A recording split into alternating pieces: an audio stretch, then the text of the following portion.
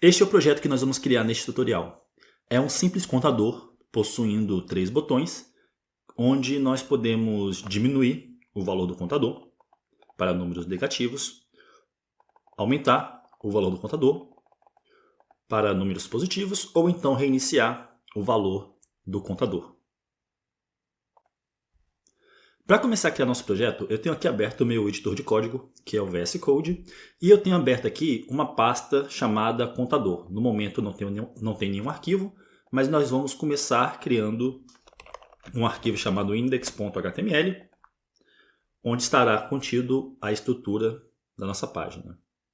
Em seguida, nós vamos escrever aqui, doctype HTML, para indicar que esse arquivo é um arquivo do tipo HTML. Em seguida, eu vou criar a tag HTML, seguindo das seções head e body. Aqui na seção head, eu vou criar uma tag título com o texto contador. E aqui dentro do body, eu vou criar os seguintes elementos. Primeiramente, eu vou criar uma tag main, que lembrando representa a parte principal do nosso programa. Em seguida, nós teremos uma tag div com a classe container. Dentro desse container, nós teremos um cabeçalho nível 1, ou seja, uma tag h1 com o texto contador. Abaixo desse cabeçalho, nós teremos uma tag spam com o texto 0 e com o id valor. Em seguida, abaixo desse spam, nós teremos uma div com a classe container botões. E dentro dessa div, nós teremos 3 botões. O primeiro terá o texto diminuir e as classes botão e diminuir. Em seguida, abaixo desse botão, nós teremos um segundo botão com o texto reiniciar e com a classe botão e reiniciar. E por fim, nós teremos um terceiro botão com o texto aumentar e com as classes botão e aumentar. Portanto, essa é a estrutura básica do nosso projeto. Para a gente poder visualizar, eu vou ativar a minha extensão Live Server, que é essa extensão aqui, essa primeira aqui, clicando nesse botão aqui embaixo do meu VS Code, Go Live. Quando eu clicar aqui, a extensão ela vai ser ativada e aí nós poderemos visualizar as alterações no nosso projeto em tempo real. Para fazer isso, eu vou abrir aqui um navegador que já tinha preparado, eu vou colar o endereço do meu projeto e, portanto, agora nós temos aqui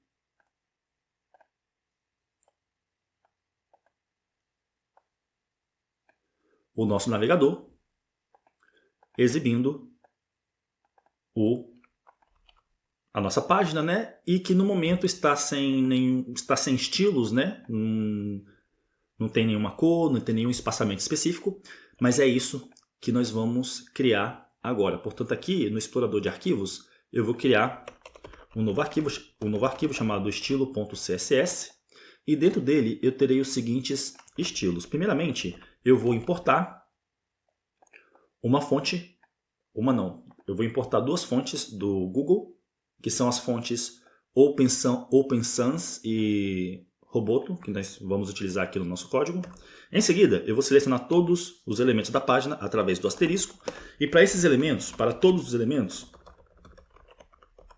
eu quero definir a margem como sendo 0, o padding como sendo 0, e a propriedade border box e a propriedade box sizing como sendo border box. Isso aqui vai fazer com que as margens...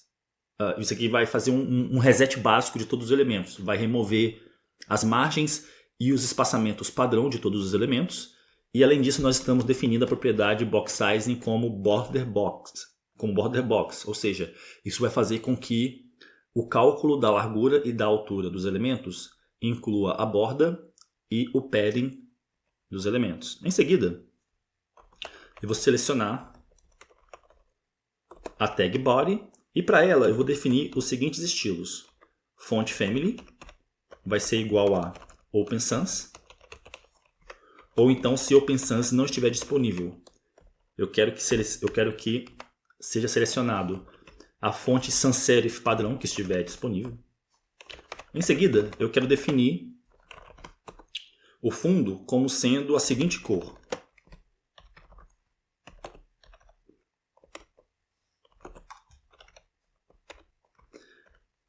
Essa anotação aqui, para especificar uma cor, digitando HSL parênteses, e aí dentro dos parênteses, 3 valores separados por vírgula, é uma notação diferente do que a maioria das pessoas está acostumado, porque normalmente, para definir cores em CSS, a gente escreve ou o nome da cor, como por exemplo vermelho, ou então o código RGBA, né, da cor,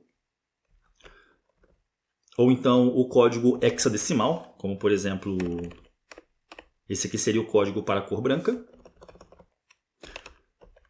Mas nós também temos esta notação aqui, HSL. O primeiro valor aqui representa a matiz da cor. Matiz é simplesmente a cor em si. O segundo valor representa a saturação. E o terceiro valor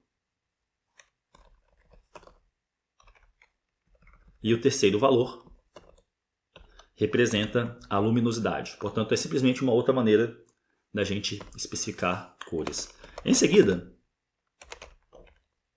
para a cor do texto, ou seja, para a propriedade color, nós teremos um tom de azul um pouco mais escuro.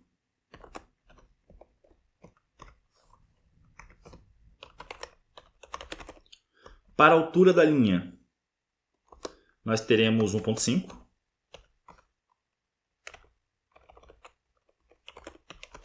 Para o tamanho da fonte, nós teremos 0.875 rem. Isso aqui vai ser mais ou menos equivalente a 14 pixels. Perfeito. Em seguida, para os elementos H1, nós teremos letter spacing, espaçamento entre as letras, igual a 0.1 rem. Text transform, transformação do texto, igual a capitalize. Isso vai fazer com que a primeira letra de cada palavra seja maiúscula. Em seguida, nós teremos a propriedade line height, igual a 1.25. Ou seja, a altura da linha vai ser 1.25. A propriedade margin bottom, ou seja, margem na parte inferior, né, na parte de baixo do elemento, vai ser igual a 0.75 rem.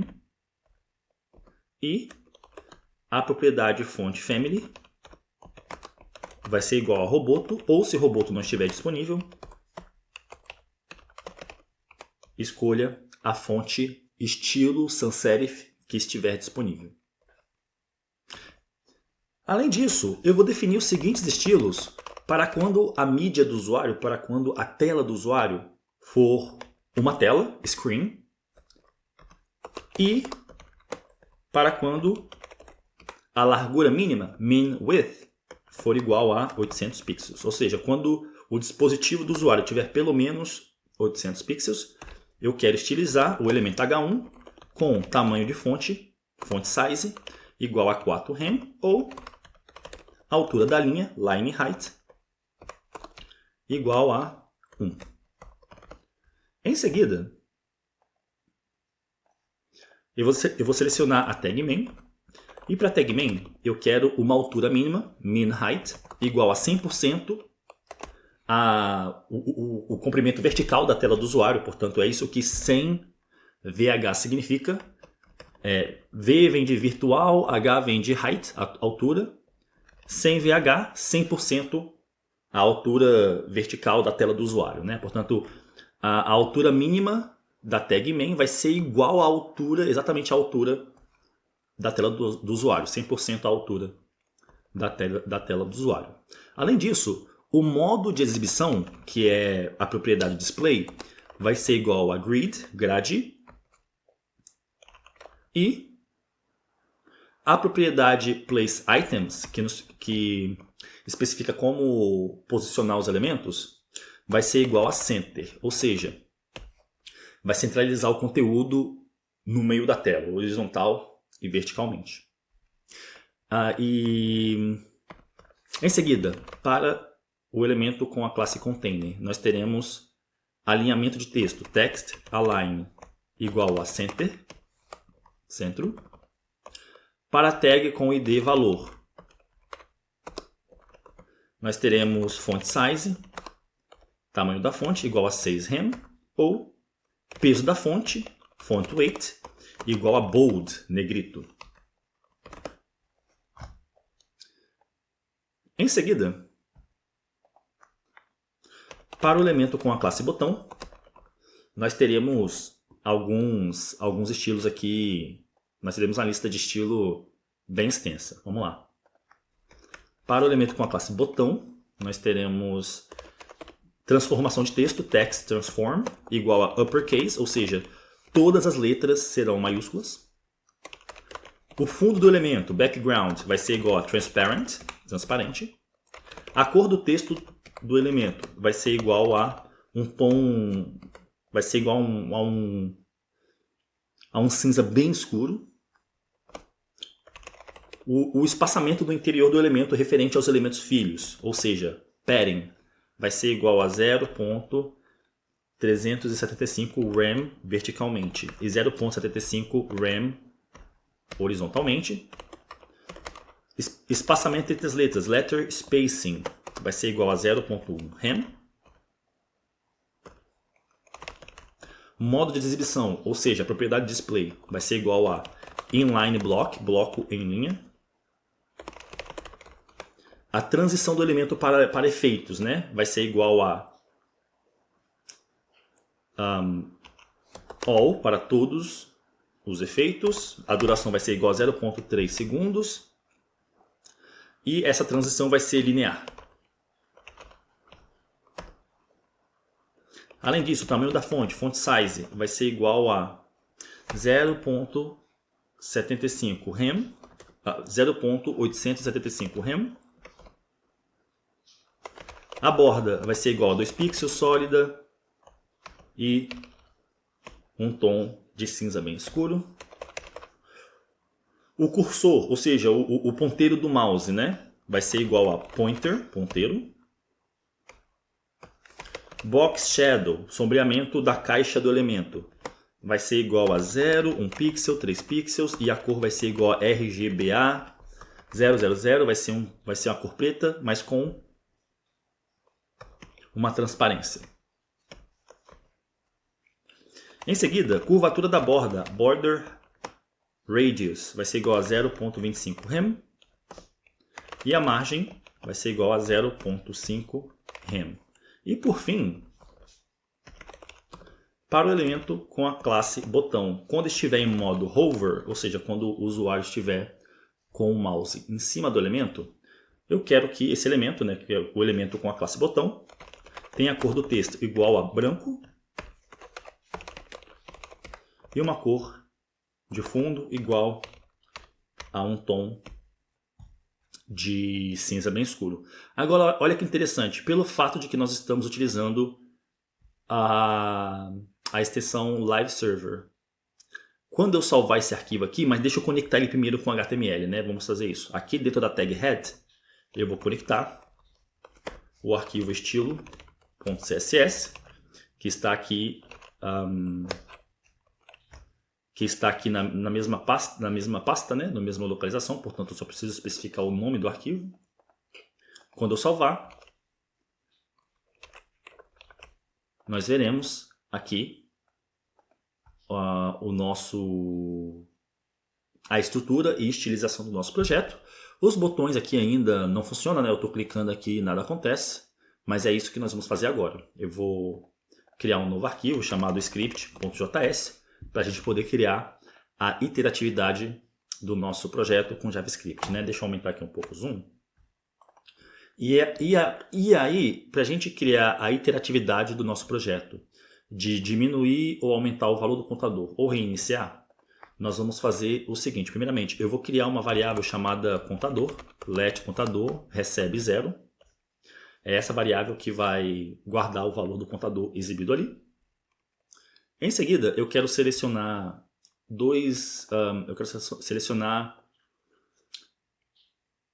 alguns elementos. Eu quero selecionar o elemento com o ID valor, que é o span, que vai conter o valor do contador, né? E eu quero selecionar todos os botões. Portanto, para eu selecionar esse span aqui, eu vou selecionar através do ID.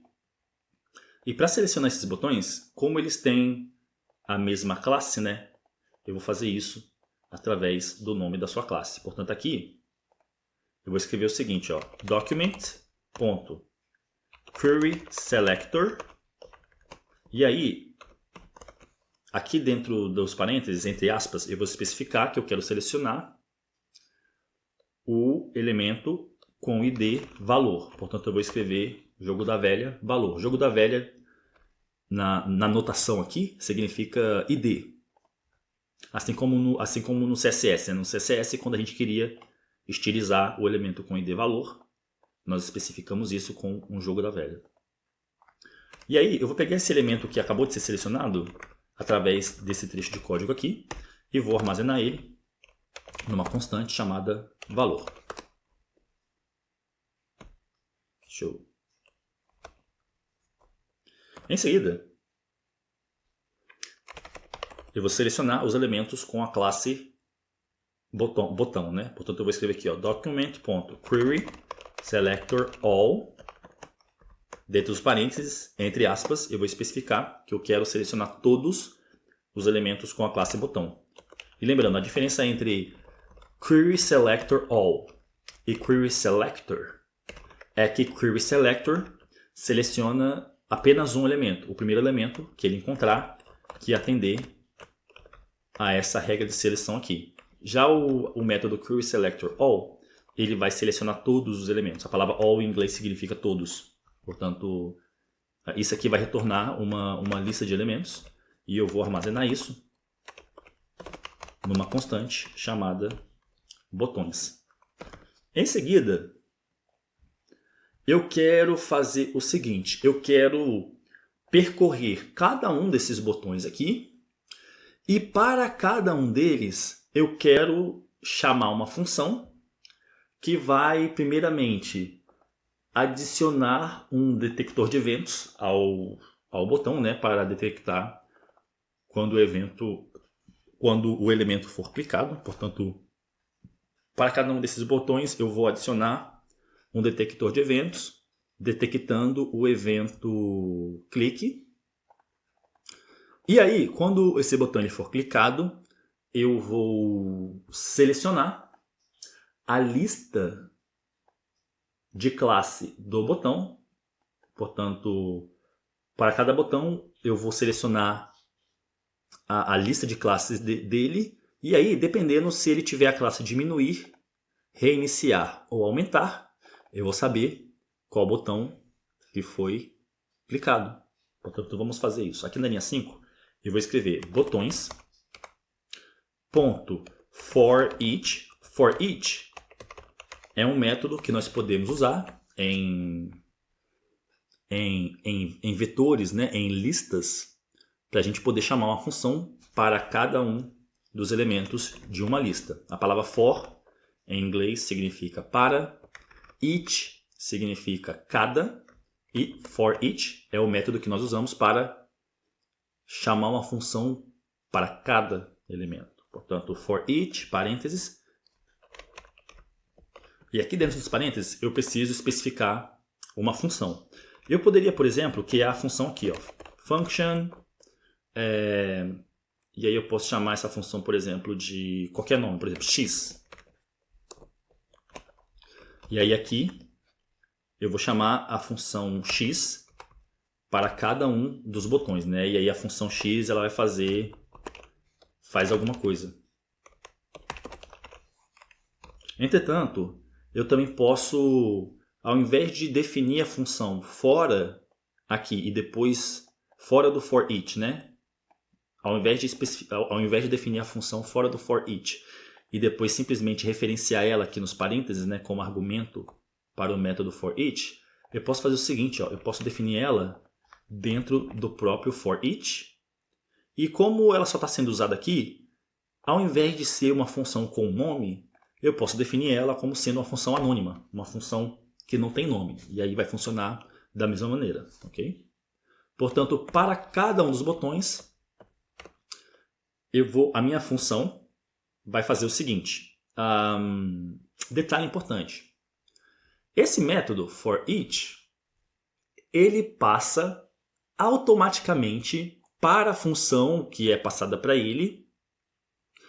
Ele passa automaticamente como argumento da função, portanto aqui dentro dos parênteses, o botão, o elemento que está sendo analisado no momento, né? Portanto, por exemplo, se nós temos se botões aqui, né? Se botões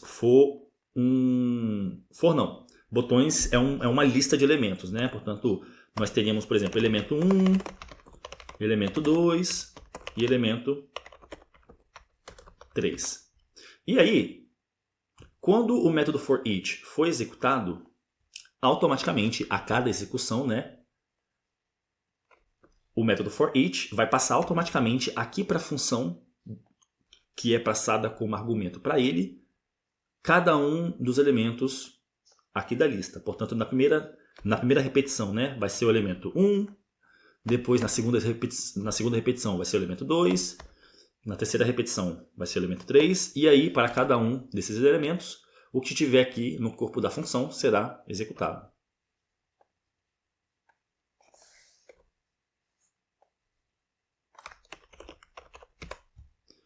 Deixa eu diminuir aqui, peraí. Ok.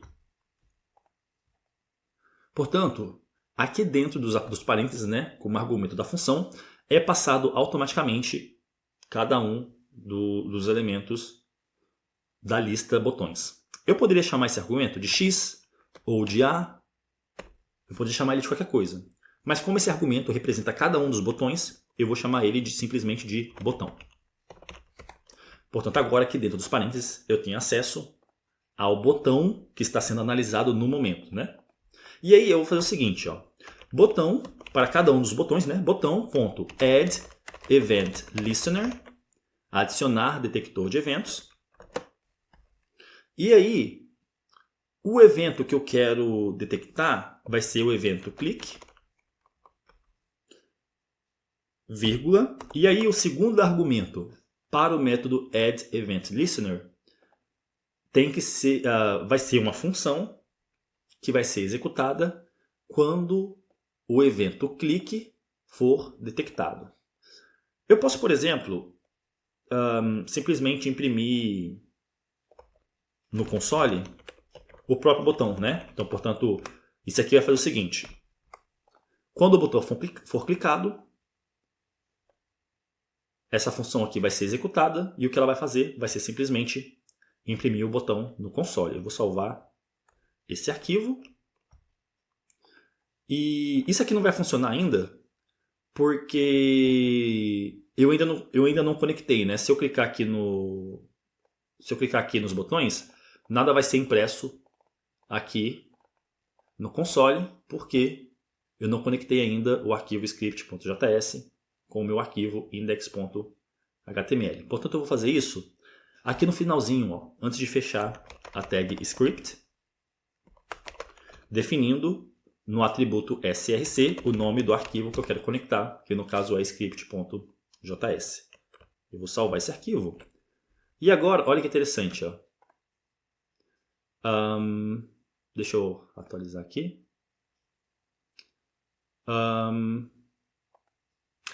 Tá, tem um detalhe. Eu entendi o que aconteceu aqui. No caso, eu vou reiniciar a página e repara o que acontece aqui no console. Ó. Quando eu reinicio a página, mesmo sem clicar em nenhum dos botões, eles são impressos aqui, né? Mas não é isso que deveria acontecer. E se eu clico aqui, nada acontece. Para eu corrigir esse problema, eu tenho que fazer o seguinte. Ao invés de especificar diretamente a função console.log aqui, eu preciso ao invés de especificar a função console.log, eu preciso fazer o seguinte, ó, eu preciso primeiramente criar uma função, por exemplo, uma função anônima, e aí dentro da função anônima eu vou especificar essa linha de código para imprimir os botões. No caso, se eu escrever o código assim, na hora que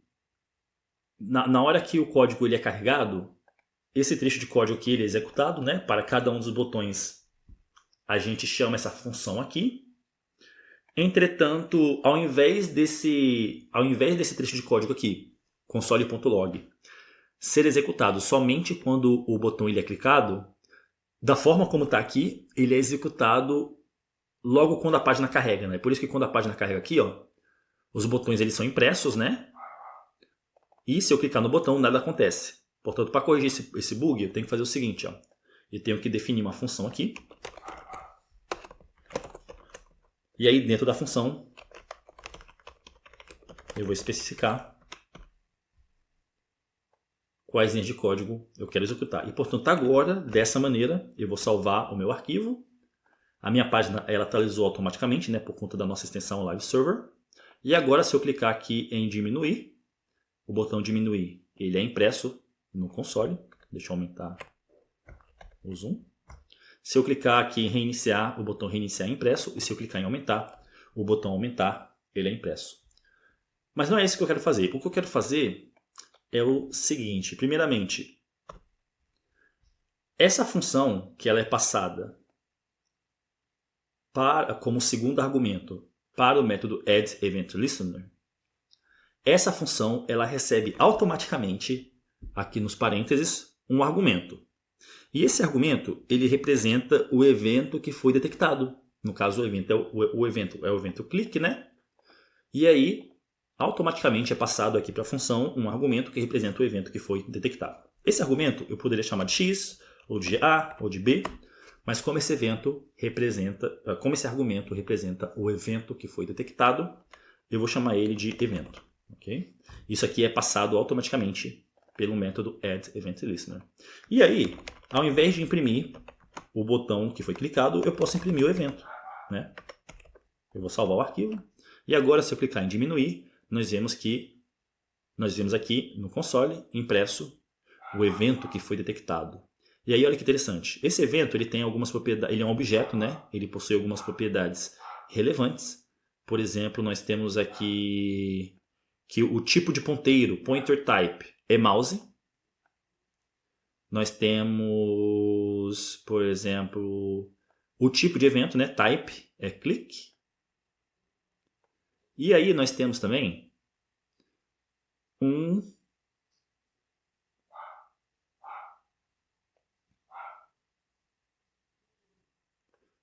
nós temos várias propriedades aqui relevantes, mas o que eu quero fazer é o seguinte, eu quero imprimir a propriedade current target, eu vou salvar, e aí quando eu clicar no botão diminuir, nós vemos que a propriedade current target do evento representa o próprio elemento que foi clicado. Portanto, se eu clicar em diminuir, current target, a propriedade current target do evento que foi detectado retorna o elemento que disparou o evento. Né? Se eu clicar em reiniciar, o botão reiniciar é impresso. Se eu clicar em aumentar, o botão aumentar ele é impresso. Portanto, a current target representa o elemento que disparou o evento. A palavra current significa atual e target significa alvo. Portanto, é o alvo atual do evento, né? O elemento que foi clicado.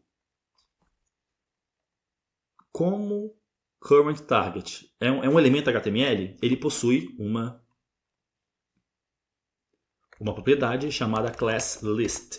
ClassList representa a lista de classes do elemento. Portanto, se eu clicar em diminuir, nós sabemos que ClassList possui...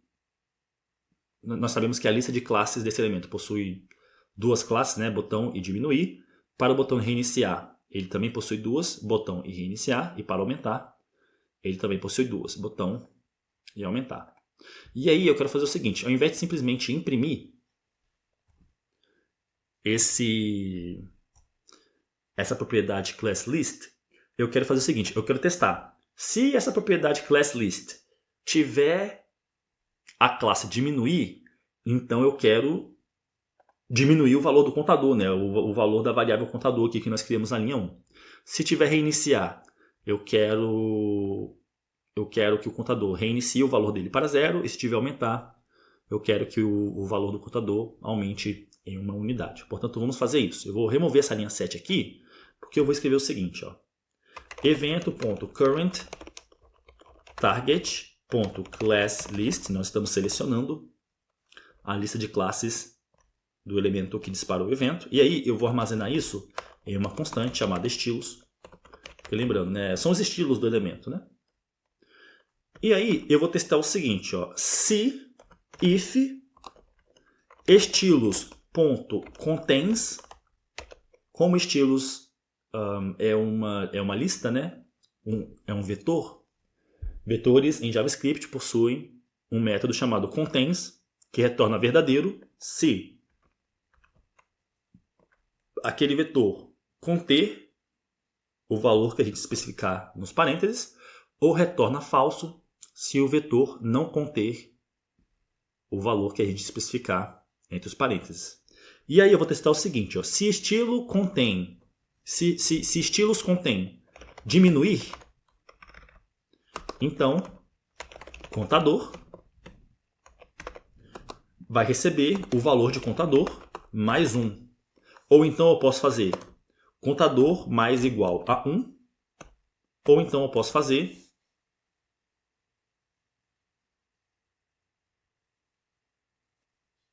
contador mais mais. Todas essas opções, deixa eu escrever cada uma dessas aqui.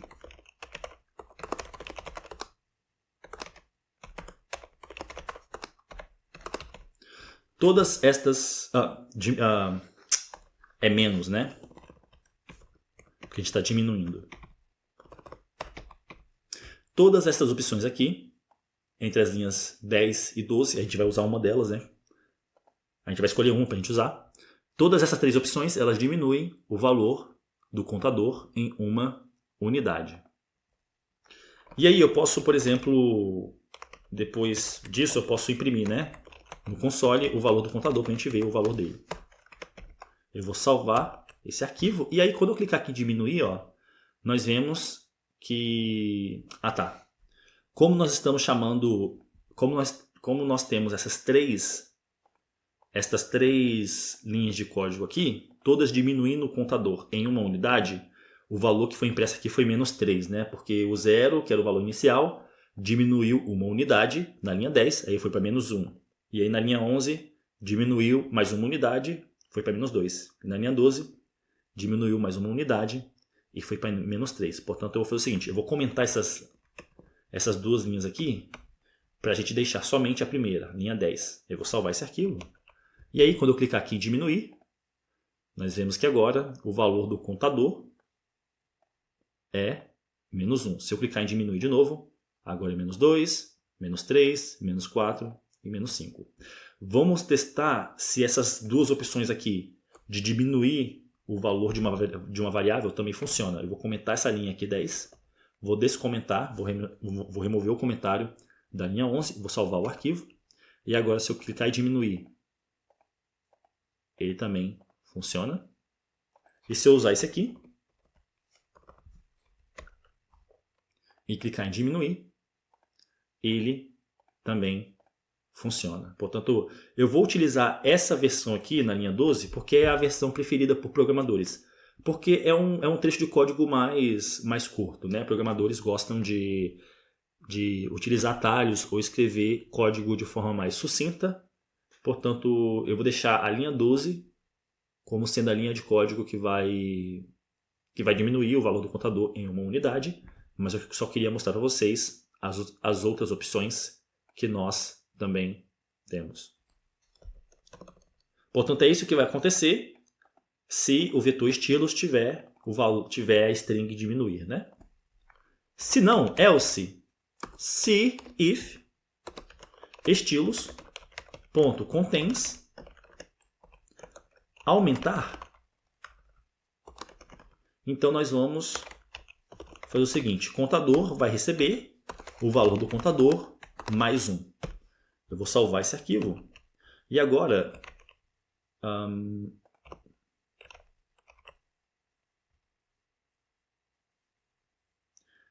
se eu clicar aqui em aumentar, nós veremos o valor do contador aumentando em uma unidade. Se eu clicar em diminuir, ele diminui em uma unidade. Portanto, esses botões eles funcionam, né? Só que ao invés de utilizar essa linha de código aqui, eu também posso utilizar a seguinte, ó, para incrementar, em outras palavras, o valor do contador em uma unidade. Eu posso escrever contador mais igual a 1, e aí se eu salvar esse arquivo, o botão aumentar ainda funciona, ou então eu posso utilizar contador mais mais. Isso aqui também vai incrementar o valor do contador em uma unidade. Portanto, são 3 maneiras da gente incrementar o valor de uma unidade, de uma variável.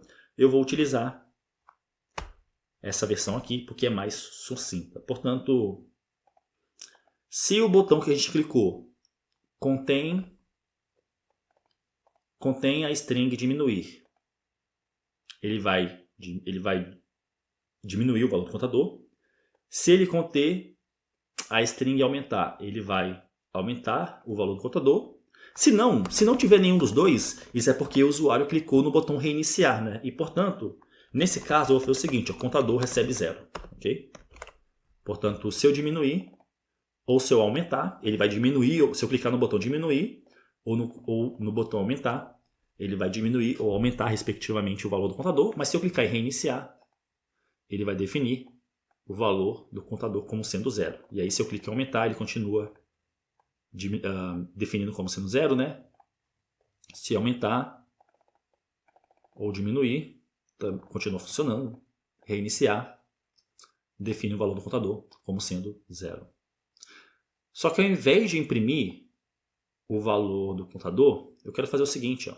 Eu quero selecionar a constante valor que nós definimos aqui na linha 2, que é esse elemento aqui, né?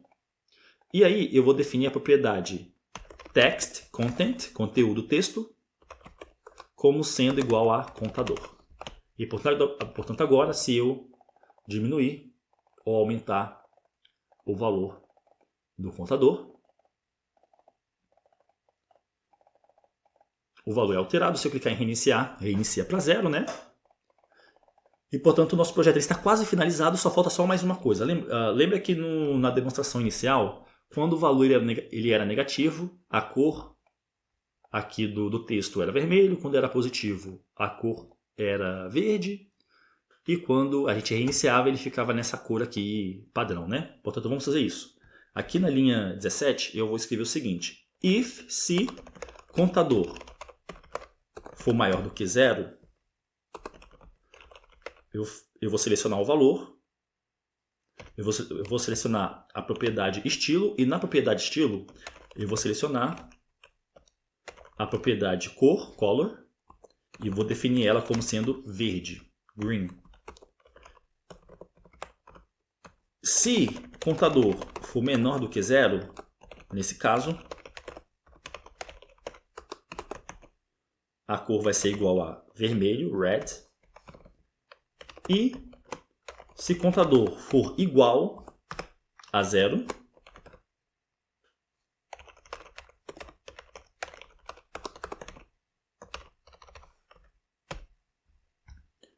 então a gente define ele como sendo essa cor aqui inicial, né? Eu vou salvar esse arquivo. E agora, se eu diminuir, deixa eu fechar aqui. Se eu diminuir para valores negativos, a cor fica vermelha. Se eu aumentar para valores positivos, a cor fica verde. E se eu reiniciar, ela fica nessa cor padrão. Portanto, esse foi o nosso projeto de contador utilizando JavaScript, HTML e CSS.